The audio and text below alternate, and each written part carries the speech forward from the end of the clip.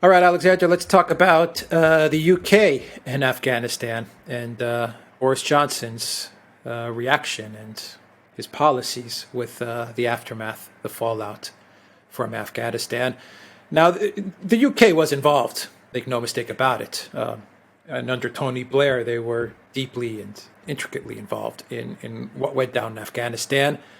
But if I'm not mistaken, over the years, I mean, the UK has taken very much a back seat as to the nation building exercise in Afghanistan. I mean, I'm not sure what their footprint was in Afghanistan or how involved the UK was or how the public understood the UK's involvement in Afghanistan. But it does seem, which is really weird, I don't understand why they're doing this, it does seem like the UK wants to own the Afghanistan debacle, or at least the Boris Johnson government feels almost obligated to own this debacle, and I don't understand why. Why are you so hell bent on wanting to take ownership of everything that's happened in Afghanistan? It seems like a very bizarre, not a very political move. Like you wouldn't expect this from a politician to kind of. Politicians usually try to offload the disasters. It seems that Boris Johnson or the UK government now is trying to take ownership of this, and I really do not understand the thinking here. No, it is. It's a riddle. I mean, look at what happened the other day. Firstly, the Prime Minister calls Parliament together. This is the first proper meeting of Parliament there's been, by the way, since the start of the pandemic. It's the first time that all the MPs were there in the House of Commons and they had a proper debate like they used to have. And the Prime Minister talks and makes these comments in which he gives the impression that he was somehow the person who was somehow in overall charge in Afghanistan, which of course he wasn't. There were barely any troops left there by that point. I mean, there were a couple of hundred of them. But I mean, given that we're talking about a huge country of tens of millions of people, I mean, this is absurd. I mean, just as many troops as you could probably count. I mean, it's absurd to talk about the Britain playing a leading role in Afghanistan anymore. As you rightly say, it once did. I will never forget Tony Blair egging the British and the Americans on in 2001 to intervene in Afghanistan. And by the way, I would also point out, since we're on the subject of Tony Blair, that he said absolutely nothing about this debacle over the last few days. He's maintained total radio silence. But anyway, I digress. You're absolutely right. The Prime Minister calls Parliament into session. He addresses Parliament as if, he was Winston Churchill at the height of the British Empire, talking about a defeat in some remote province of the empire. The MPs on all sides, Conservative and Labour, round on him, criticise him for his bad handling and his poor decision making, and basically abuse him for the failure of his policies. And you wouldn't get the impression, listening to this debate, in any way that the British were actually playing a minor role, very much a bit part in this drama, and that in fact and in truth they were really spectators to something that was being decided in Washington. So, I mean, the whole thing is most strange. Now, I think there is an explanation. There is, if you like, a key to the riddle. And that is, obviously, there's some British MPs who are former soldiers who are very angry because the British Army was sent to Afghanistan and its operations there failed. And they're taking out where they can on the person within reach, who is the Prime Minister. But I think also we have to remember that Boris Johnson has never been in secure command of the House of Commons. He is a Brexit Prime Minister, and the House of Commons, despite what happened in the December 2019 election, still is overwhelmingly dominated by a political class that thinks Brexit was a disaster and would love to reverse it, and whose entire instincts are Remain. And in fact, what we have seen over the last few days as the debacle in Afghanistan has played out is more and more British MPs, including many Conservative MPs, saying that what Britain needs to do is now that the United States is receding from the world stage. It needs to come together, take the place of the US, crazy stuff, and do so in alliance with its friends and allies in Europe. In other words, lead some kind of European army which will go around the world doing the kind of things that the United States used to do. Now, that is, of course, a completely delusional idea. Anybody who knows anything about the state of European armies knows that the idea that they can substitute for those of the US is just for the birds. But putting that aside, it's a not so subtle attempt to get Britain cooperating once more with Europe, establishing this time military links with the leading states that make up the European Union, ultimately with the European Union itself, as that gradual attempt to turn the British ship, which has turned towards Brexit, swerving back towards Europe again. And I think that's really what's playing out here. And bear in mind, we've done programs recently in which we've discussed at great length, and we were far ahead of the curve. It's now admitted that there's a power struggle underway within the government between Boris Johnson, who's still the Brexit Prime Minister, and Rishi Sunak, his Chancellor, who seems to be taking a more establishment and ultimately, shall we say, edging towards a re-engagement with Europe. And all of these words, all these brave and extraordinary comments we saw in the House of Commons seem to be consistent with that.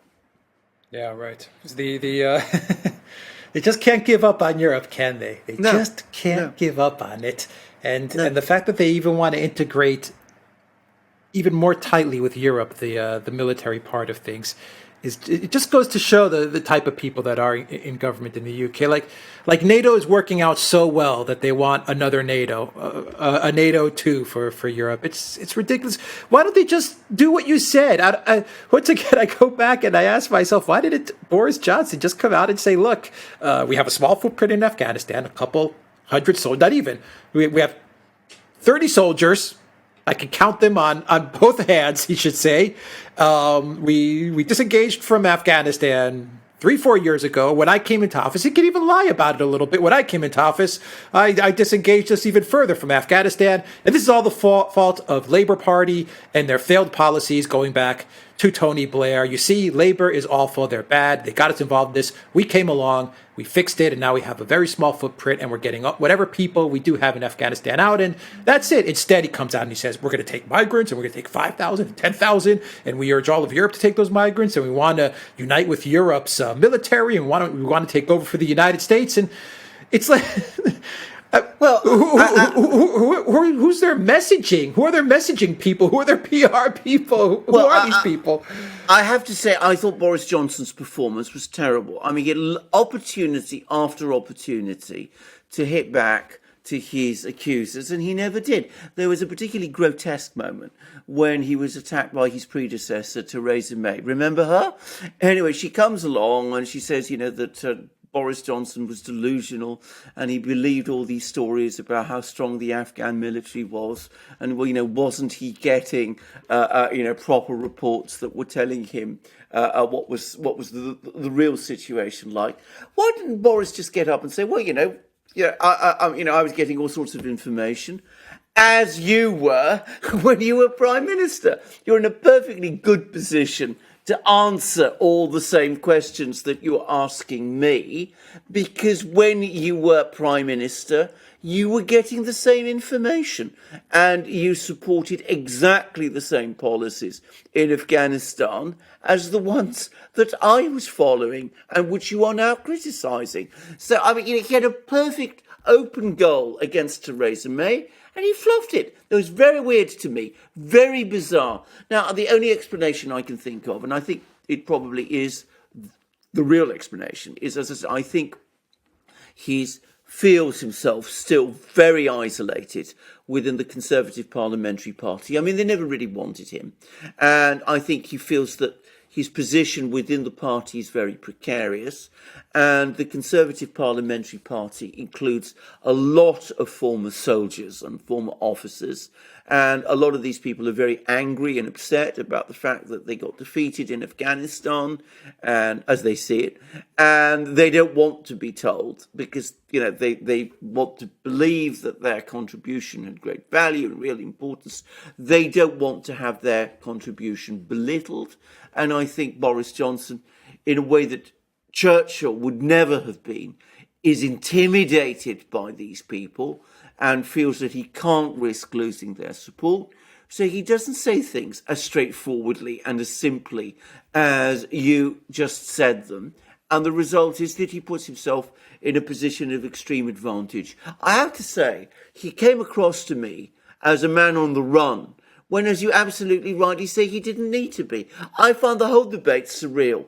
I find the British, again, talking about this whole affair as if what they said actually mattered, whereas that their opinions mattered, as if their troop deployments really impressed anybody, as if they had any real influence over all of this.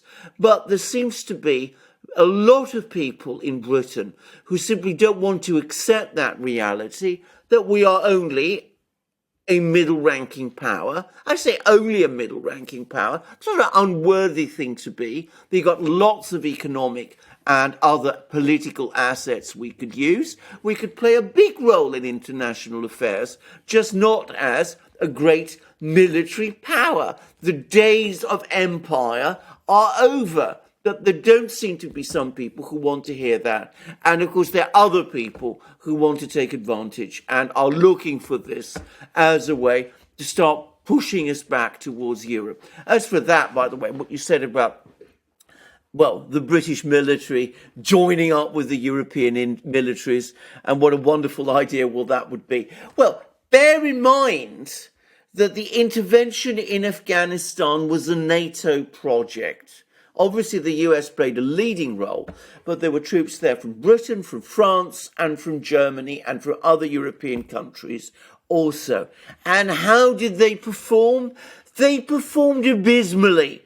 The Germans stayed in their camp and barely ever ventured outside it. The idea that we could go into battle alongside these people is a fantasy. And it should, a proper prime minister should be out there saying so. But of course, again, Johnson was too nervous to say that. He looked extremely nervous to me. I think he feels under a lot of pressure. And he was pulling his punches all the time, and it showed. Self-inflicted. This is self-inflicted. This is the madness of it all. Is what the hell does Boris Johnson, or why the hell does Boris Johnson want to run to the fire? You're supposed to run away from the fire, not run into the fire, and that's what he's doing. And there's no reason to do it. There's no reason to make an announcement about refugees taking refugees. There's no reason to call a session in Parliament and talk about Afghanistan. There's no reason. He should just be like, look, we don't have much of a presence there anymore. It's really crappy what's going on and what the U.S. What the Biden administration is up to, and leave it at that. He doesn't even need to say that. I mean, just look. It's not our issue. It's not our problem. Absolutely, I completely agree. Or it's Labour's problem. It's Labour's problem, exactly. I mean, ultimately, fundamentally, you're absolutely right. I mean, it just goes to show how out of touch with reality the British political class in general has become, and how the extent to which Boris Johnson himself is losing his touch. Because, as I said, they conduct this debate as if, as I said, their opinions really mattered, and as if Britain owned this problem, which it doesn't. And Boris Johnson, all he did was he made his position look even more precarious than it was before. My own opinion, by the way, is he's hanging by a thread now. I think he's actually lost a lot of support as a result of this particular event that we've just seen. I wouldn't be surprised if he's out of office within a year. Jeez, what an own goal. What a cell phone. Yeah. All right. I agree. Well, yeah. Anything else you I want to agree. add to this? It's No, just so I mean, bizarre. It really is so bizarre. I have to say, reading the British media also has been really very instructive. I mean, again, they're all blaming Johnson. They're all blaming. They're all acting as if Britain had some kind of role to play. But there is one thing which is really very, very interesting, which is that the media, even the sort of liberal fringe of it, has turned on Biden now in a very, very big way. They are furious with him because, of course, all of them, without exception, all the big people, I mean, I don't talk about Corbyn or people like that, but everybody else are completely signed up to the humanitarian interventionism nonsense. Sorry to say that as bluntly as that. And to have the President of the United States come along and say that the United States doesn't do democracy promotion anymore has absolutely shocked them. I mean, they just can't get their heads around that at all, when that President is, of course, Joe Biden. And they are very, very angry with him, and they're very, very betrayed. There was even one Tory MP who said that Biden has turned into Donald Trump's Siamese twin. I mean, if only he had. But I mean, you can tell what he means. I mean, the British political class has really turned on Biden in a big way. I don't suppose he cares very much, but I just mentioned. I'm sure that Biden has no idea what's going on in He doesn't the like UK. Britain. He doesn't know what's going on in the US, let alone what's going on in the UK. And anyway, and besides, he doesn't even like Britain. I mean, that's the other thing. I mean, we swapped a president. We wanted a president to win who didn't like us in exchange for a president we didn't like, but who did like us. So I mean, we've ended up with an epically bad deal from almost every point of view. But there we are. Yeah. All right. We'll leave it there. Guys, go to the Duran shop. 10% off when you use the code Real News. You will find that code down below to pick up some magic mugs or some magic hats. I think you got some new hats as well. Absolutely, I do indeed. Look, there we go. Here we go. Look, you see? See how amazing it is? It's an amazing... What flag? Oh, I think this is Brazil. Brazil, okay. Brazil, yeah, I think so. So there you go. I mean, so I've also got one somewhere with the flag of Greece and all sorts of amazing flags. So Hungary. Okay, cool. All right, and the Duran.locals.com. Definitely go to the Duran.locals.com, where people are posting all kinds of great articles. And Super U, BitChute, Rumble, and ODYSEE is where you'll find all our videos on those platforms. You'll find all the links down below. Take care.